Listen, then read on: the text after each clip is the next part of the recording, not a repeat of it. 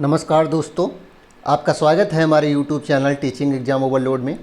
दोस्तों, आज के सेशन के अंतर्गत आपकी जो सीटेट जुलाई 2024 की क्लासेस बहुत अच्छे ढंग से चल रही हैं, उसमें आज हमारी नेक्स्ट क्लास है, जिसमें आज हम क्लास 7 NCERT हिस्ट्री के चैप्टर नंबर 5 को पढ़ेंगे, जिसका नाम है शासक और इमारतें। दिल्ली के शासक में ये शासक और इमारतें आज का हमारा टॉपिक है। तो चलिए फिर सेशन को शुरू करने से पहले हमारी एक रिक्वेस्ट है कि हमारे चैनल को लाइक करें, सब्सक्राइब करें तथा ज़्यादा से ज़्यादा शेयर करें। चलिए बिना किसी देरी शुरू करते हैं। पहला पॉइंट क्या दिया गया था NCERT में? कुतुब मीनार 5 मंजिला इमारत है। इस इमारत की पहली मंजिल का निर्माण कुतुबुद्दीन ऐबक ने, शेष मंजिलों का निर्माण 1229 में इल्तुतमिश ने, इसके गुलाम था इल्तुतमिश, उसने कराया था। ध्यान रखिएगा, कुतुब मीनार देखिए 5 मंजिला इमारत है ना, 1, 2, 3, 4 और 5। पहली मंजिल का निर्माण किसने करवाया था? कुतुबुद्दीन ऐबक ने। उसके बाद उसका गुलाम इल्तुतमिश था, बाकी इल्तुतमिश ने करवाया। किसने? इल्तुतमिश ने बाकी मंजिला निर्माण करवाया था। राजस्थान के बूंदी में स्थित रानी जी की बावड़ी उन 50 बावड़ियों में सबसे बड़ी थी, जिसका निर्माण पानी की आवश्यकताओं की पूर्ति के लिए किया गया।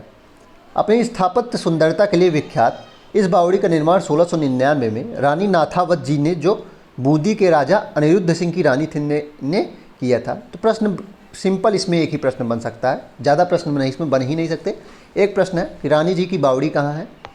राजस्थान में है। दूसरा, 2 प्रश्न बनेंगे। दूसरा प्रश्न है कि 1699 में इसे किसे बनवाया था? तो रानी नाथावत जी ने बनवाया था, जो कि अनिरुद्ध सिंह की पत्नी थी। किसने? रानी नाथावत जी ने रानी जी की बावड़ी बनवाया था। 7वीं और 10वीं शताब्दी के मध्य वास्तुकार भवनों में और अधिक कमरे, दरवाजे और खिड़कियाँ बनने लगे। छत, दरवाजे और खिड़कियाँ अभी भी 2 ऊर्ध्वाधर खंभों के आर पार एक अनुप्रस्थ सहतीर रखकर बनाए जाते थे। वास्तुकला की यह शैली अनुप्रस्थ टोडा शैली कहलाई। देख लीजिए, अनुप्रस्थ टोडा शैली क्या है? ये जो शैली है, इस पे जो लोड दिया जाता था दरवाजे और खिड़कियों का, ऐसे सहतीर बना के, ये क्या है? अनुप्रस्थ टोडा तकनीक है। 8वीं से 13वीं शताब्दी के बीच मंदिरों, मस्जिदों, मकबरों तथा सीढ़ीदार कुओं में भवनों के निर्माण में इस शैली का प्रयोग हुआ था। आगे देखते हैं।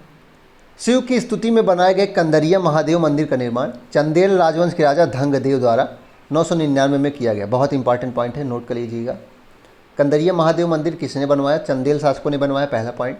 चंदेल शासक कौन से थे? वे धंगदेव थे और 999 में बनवाया। कंदरिया महादेव चंदेल शासकों ने बनवाया, राजा धंगदेव ने 999 ईस्वी में बनाया।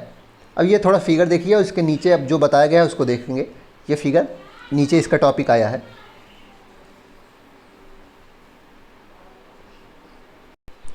इसमें टाइपिंग में एक मिस्टेक हो गई है। फिगर थोड़ा सा टाइपिंग के ऊपर आ गया है।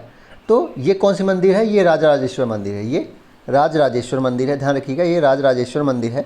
और इसको बनाने में कठिनाई कैसे हुई थी इसको देख लेते हैं। ये कितनी ऊंची है आप देख ही सकते हैं। तो इसमें यही बताया गया था इस टॉपिक में कि इसको बनाना आसान नहीं था, क्योंकि उन दिनों कोई क्रेन नहीं थी। शिखर के शीर्ष पर 90 टन का पत्थर ले जाना इतना भारी होता था कि उसे व्यक्ति अपने आप उठाकर नहीं ले जा सकता था। तो ऊपर तक पत्थर ले जाना बहुत ही मुश्किल काम था, क्योंकि एक मनुष्य, एक व्यक्ति इसे उठा के नहीं ले जा सकता। इसलिए इस काम के लिए वास्तुकारों ने मंदिर के शीर्ष तक पहुंचने के लिए चढ़ाईदार रास्ता बनाया। तो चढ़ाईदार रास्ता बनाया गया। रोलरों द्वारा भारी पत्थर को इस रास्ते से ऊपर ले जाया गया। इस काम के लिए 4 किलोमीटर से ज़्यादा लंबा पथ तैयार किया गया। ऐसा क्यों था? क्योंकि चढ़ाई ऐसे करेंगे तो चढ़ाई बहुत खड़ी हो जाती और चढ़ाना बहुत मुश्किल हो जाता। 4 किलोमीटर का लंबा पथ इसलिए बनाया गया कि चढ़ाई में एक स्लोप बना रहे, ऐसे स्लोप बना रहे, इसलिए 4 किलोमीटर तक का रास्ता बनाया गया था चढ़ने के लिए। मंदिर बन जाने के बाद इसे गिरा दिया गया, लेकिन उस क्षेत्र के लोगों ने मंदिर निर्माण के अनुभव को काफ़ी लंबे समय तक याद रखा। आज भी मंदिर के आसपास का एक गांव चारूपल्लम कहा जाता है। आज भी मंदिर के एक पास का गांव है जिसे चारूपल्लम कहा जाता है, जिसका शाब्दिक अर्थ होता है चढ़ाईदार रास्ते का गांव। तो इसमें यही बताया गया था। इसमें पूछा क्या जा सकता है? एक ही चारूपल्लम का अर्थ चढ़ाईदार रास्ते का गांव। आगे देखते हैं। 12वीं शताब्दी में 2 प्रौद्योगिकी एवं शैली संबंधी परिवर्तन दिखाई देते हैं। ध्यान रखिएगा, 12वीं शताब्दी में 2 प्रौद्योगिकी और शैली संबंधित परिवर्तन दिखाई दिए। दरवाजे और खिड़कियों के ऊपर की अधिरचना का भार कभी मेहराबों पर डाल दिया जाता था। वास्तुकला का यह चापाकार पद्धति थी। तो यह चापाकार पद्धति अब आ गई थी। आगे, निर्माण काल में चूना पत्थर, सीमेंट का प्रयोग बढ़ गया। यह उच्च श्रेणी की सीमेंट होती थी। तो यह उच्च श्रेणी की सीमेंट होती थी। तो पहले जो मेहराब ऐसे होते थे, पहले मेहराब कैसे होते थे? पहले ऐसे होते थे, सॉरी फिगर में देख लेते हैं। हाँ, पहले ये कौन सी पद्धति थी, अनुप्रस्थ तोड़ा, ये जो तकनीक थी इस पे लोड दिया जाता था। लेकिन अब क्या होने लगा, अब ये सिंपल ऐसे होने लगा, ऐसे ऐसे उसके ऊपर ऐसे लोड दे दिया जाता था।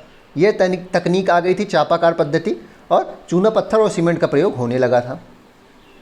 एक अभिलेख में इस बात का संकेत मिलता है कि राजराजेश्वर मंदिर का निर्माण राजा राजदेव ने अपने देवता राजराजेश्वर की उपासना के लिए किया था। ध्यान रखिएगा, एक अभिलेख से हमें यह पता चला है कि राजराजेश्वर मंदिर में क्या था, उसके राजा राजदेव ने बनवाया था राजराजेश्वर मंदिर अपने देवता राजराजेश्वरम की उपासना के लिए। ध्यान दें तो यहाँ राजा और उसके देवता के नाम काफ़ी मिलते हैं। ऐसा क्यों है? ऐसा इसलिए है कि राजा ने इस तरह का नाम इसलिए रखा क्योंकि यह नाम मंगलकारी था और राजा स्वयं को ईश्वर का रूप भी मानना चाहता था और दिखाना चाहता था। तो राजराजेश्वर मंदिर और राजा का नाम भी राजा राजदेव था, ऐसा इसलिए था क्योंकि यह नाम पहली बात तो मंगलकारी था, दूसरा राजा स्वयं को ईश्वर का एक रूप दिखाना चाहता था। धार्मिक अनुष्ठान के जरिए मंदिर एक देवता दूसरे देवता का सम्मान करता था। इसमें यह कहा गया है कि धार्मिक अनुष्ठान के जरिए मंदिर का एक देवता कौन, राजा राजदेव जो कि राजा था, दूसरे देवता राजराजेश्वर भगवान को सम्मान करता था। इसमें स्वयं को राजा राजदेव यही दिखाना चाहता था। शाहजहानाबाद, शाहजहां ने अपनी राजधानी बनाई। ध्यान रखिएगा, शाहजहानाबाद, शाहजहां ने अपनी राजधानी क्या बनाई थी, शाहजहानाबाद। फारसी दरबारों के इतिहास में सुल्तान का वर्णन अल्लाह की परछाई के रूप में हुआ है। बताइए, फारसी दरबारों में जो सुल्तान का जो फारसी दरबार थे, जो फारसी दरबार के जो इतिहासकार थे, उन्होंने सुल्तानों को क्या कहा है, अल्लाह की परछाई, मतलब अल्लाह के रूप में उसका वर्णित किया गया है। फारसी दरबारी कवियों ने सुल्तान का वर्णन अल्लाह की परछाई के रूप में किया गया है, इसको ध्यान रखिएगा। आगे है, दिल्ली की एक मस्जिद के अभिलेख से पता चलता है कि अल्लाह ने अलाउद्दीन को शासक इसलिए चुना क्योंकि उसमें अतीत के महान विधिकर्ताओं मूसा और सुलेमान की विशिष्ट मौजूद हैं। मोस्ट इंपॉर्टेंट है, पहली बात ये मोस्ट इंपॉर्टेंट है, बहुत बार पूछा गया है। क्या प्रश्न था कि किस शासक के बारे में यह बताया गया है कि उसको इसलिए भगवान ने चुना है, अल्लाह ने चुना है कि उसकी जो उसकी आदतें हैं वह मूसा और सुलेमान जैसे महान शासकों से मिलती हैं, उसकी जो विशेषताएं हैं वह मूसा और सुलेमान जैसे महान शासकों से मिलती हैं, तो वह अलाउद्दीन खिलजी। और एक प्रश्न था, संस्कृत अभिलेख में किस मुस्लिम शासक का वर्णन मिलता है, किस मुस्लिम शासक ने संस्कृत अभिलेख खुदवाया था, तो वह बलबन था ना। दो प्रश्न बहुत आते हैं, वो बलबन हो जाएगा। और दूसरा क्या है कि मूसा और सुलेमान जैसे महान शासकों, क्रूर शासक जो बहुत ज़्यादा प्रसिद्ध थे, उनसे किसकी विधिकर्ताओं विशेषताएं मिलती हैं, कहा गया है अलाउद्दीन ने कहा है, अलाउद्दीन के बारे में कहा गया है। सुल्तान इल्तुतमिश ने दिल्ली ए कुहना के एकदम निकट एक विशाल तालाब का निर्माण कराया। इस विशाल जलाशय को हौज सुल्तानी या राजा का तालाब कहा जाता है। ध्यान रखिएगा, इसका फिगर हौज सुल्तानी है, ये हौज सुल्तानी या फिर राजा का तालाब है। किसने बनवाया, इल्तुतमिश ने दिल्ली ए कुहना के पास दिल्ली में बनवाया है विशाल तालाब, और बहुत सम्मान उसको मिला था इल्तुतमिश को ये काम करने के लिए। और इस जलाशय का नाम हौज सुल्तानी या फिर राजा का तालाब है। आगे देखते हैं, आगे है फारसी शब्द आबाद और आबादी, आब शब्द से निकला है। तो फारसी शब्द जो आबाद और आबादी है वो आब शब्द से निकला है। आब शब्द का हिंदी अर्थ क्या है, पानी है। आब शब्द का हिंदी अर्थ पानी होता है। आबाद शब्द उस जगह के लिए इस्तेमाल होता है जहाँ बसावट हो, तो मतलब जहाँ पानी होता था इसलिए पहले वहीं बसावट होती थी ना। सिंधु घाटी सभ्यता देख लीजिए, नील की सभ्यता, मेसोपोटामिया की सभ्यता, चीन की सभ्यता, तो जितनी भी आरंभिक सभ्यताएँ थी वो पानी के स्थान जहाँ थे वहीं हुई थी ना, तो इसलिए बसावट भी वहीं होती है जहाँ पानी होता है। और इसका एक अन्य अर्थ भी निकलता है खुशहाली। इसका एक अन्य अर्थ भी निकलता है खुशहाली। खुशहाली कैसे, जहाँ पानी आपको मिल जाता है वहाँ विभिन्न संसाधन अपने आप मिल जाते हैं, इसलिए वहाँ के लोग खुश भी रहते हैं। तो आबादी का अर्थ क्या है, बसावट या फिर खुशहाली। आबादी का अर्थ जनसंख्या और समृद्धि दोनों है। ध्यान रखिएगा, आबादी का अर्थ जनसंख्या अर्थात बसावट भी है और खुशहाली अर्थात समृद्धि भी है, नोट कर लीजिएगा। आगे 9वीं सदी के अंत में जब पांड्य राजा श्रीमर श्रीवल्लभ ने श्रीलंका पर आक्रमण कर राजा सेन प्रथम को पराजित किया, तो इसके विषय में बौद्ध भिक्षु व इतिहासकार धम्मकीर्ति ने लिखा है कि सारी बहुमूल्य चीज़ें वहाँ ले गया। रत्नमाल में रखी स्वर्ण की बनी बुद्ध की मूर्ति और विभिन्न मठों में रखी सोने की प्रतिमाओं, इन सभी को उसने जब्त कर लिया। ध्यान रखिएगा, 9वीं सदी के अंत में पांड्य राजा कौन था, श्रीमर श्रीवल्लभ ने श्रीलंका में आक्रमण किया और राजा सेन को हराया। और इसमें धम्मकीर्ति ने बताया कि विभिन्न चीज़ें उसने जो ली थी वो चीज़ें उसमें बताई है कि रत्न के सभी स्वर्ण, बुद्ध की मूर्ति और विभिन्न मठों में रखे सोने की प्रतिमाएं को उसने जब्त कर ली। फिर अगले सिंघली राजा मतलब श्रीलंका के शासक सेन द्वितीय ने अपने सेनापति को पांड्य की राजधानी मदुरै पर आक्रमण करने का आदेश दिया था। फिर अगले शासक जो थे श्रीलंका के, सेन द्वितीय ने सेनापति को अपने सेनापति को पांड्य की राजधानी मदुरई पर आक्रमण करने को बोला था। आगे, गजनी का सुल्तान महमूद राजेंद्र प्रथम का समकालीन था। बहुत इंपॉर्टेंट पॉइंट है, गजनी का जो सुल्तान महमूद है वह राजेंद्र प्रथम का समकालीन था। महमूद गजनवी राजेंद्र प्रथम का समकालीन था।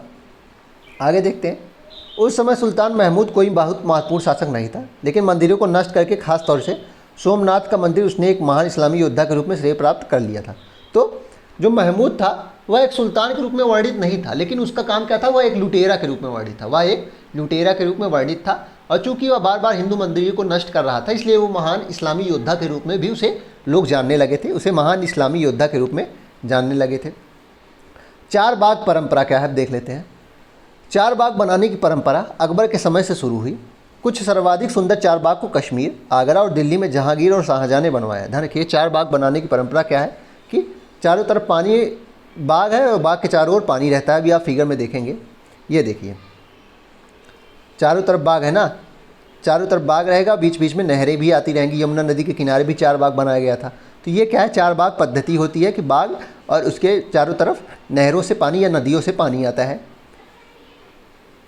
चार बाग बनाने की परंपरा अकबर ने शुरू की थी, और कुछ सर्वाधिक सुंदर चार बाग को कश्मीर, आगरा और दिल्ली में जहांगीर और शाहजहाँ ने भी बनवाया।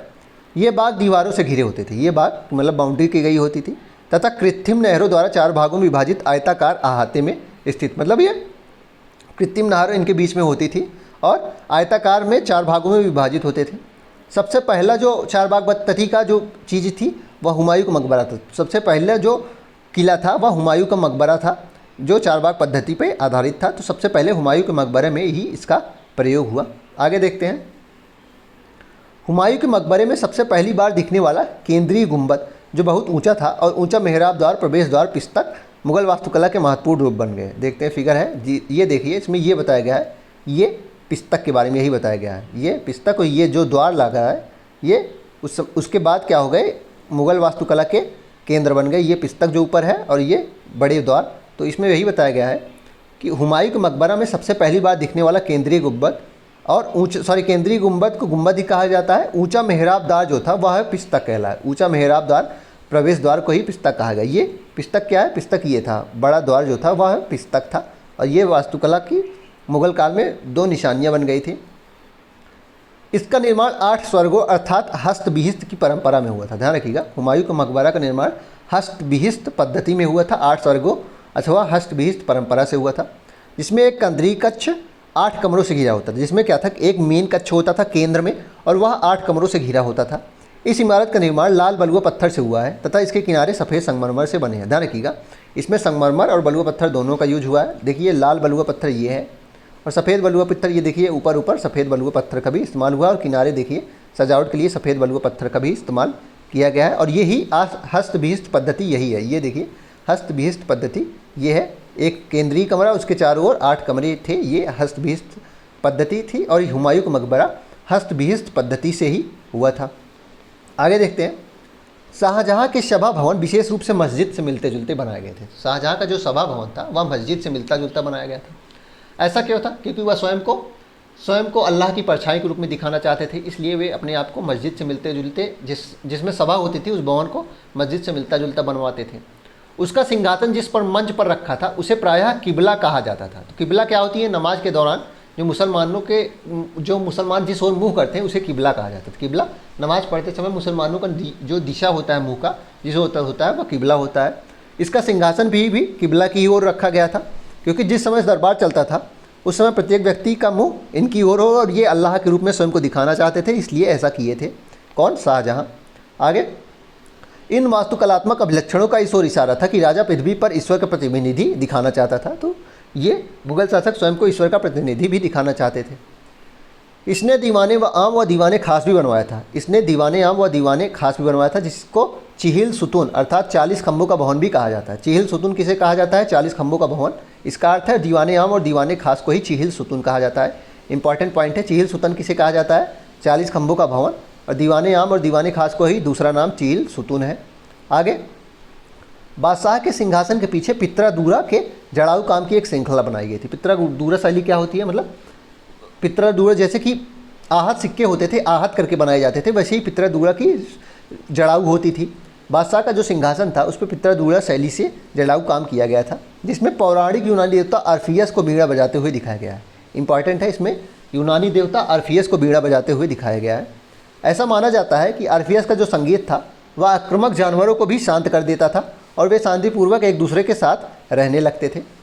शाहजहाँ के सार्वजनिक सभा भवन का निर्माण यह सूचित करता था कि न्याय करते समय राजा ऊंचे और निम्न सभी प्रकार के लोगों के साथ सम्मान व्यवहार करेगा और सभी को सद्भाव के साथ रखेगा। अब पितृदूरा शैली क्या है? उत्कीर्णित संगमरमर अथवा बलुआ पत्थर पर रंगीन ठोस पत्थरों को दबाकर बनाए गए सुंदर तथा अलंकृत नमूने। तो वही जो मैं बता रहा हूँ, जैसे आहत सिक्के पे आहत करके चोट दे के निशान बनाए जाते थे, वैसे ही संगमरमर या बलुआ पत्थर पे पत्थरों को दबाकर सुंदर तथा अलंकृत नमूने बनाए जाते थे। नदी तट बाग क्या है? नगरों का निर्माण शाहजहाँ ने यमुना के तटों पर करवाया था। नगरों का निर्माण शाहजहाँ ने यमुना के तटों पर करवाया। ताजमहल में भी यह शैली यूज हुई है। यह चारबाग की शैली के ही समान थी, या चारबाग के शैली के ही समान थी। और नदी तटों के जो आसपास के नगर थे वही नदी तटी बाग कहलाए। मतलब नदी तट बाग क्या है? नगर जो बने, जो नदी तट के आसपास के जो नगर बने वही नदी तट बाग शैली के थे। ताजमहल भी यमुना नदी के किनारे बना है, इसलिए उसमें भी नदी तट बाग का यूज हुआ है। चलिए फिर इसी के साथ आज के सेशन को हम समाप्त करते हैं। आशा करता हूँ कि आपको यह क्लास पसंद आई होगी। अगर आप इसी तरह के अन्य सेशन भी देखना चाहते हैं तो हमारे यूट्यूब चैनल को लाइक करें, सब्सक्राइब करें तथा ज़्यादा से ज़्यादा शेयर करें।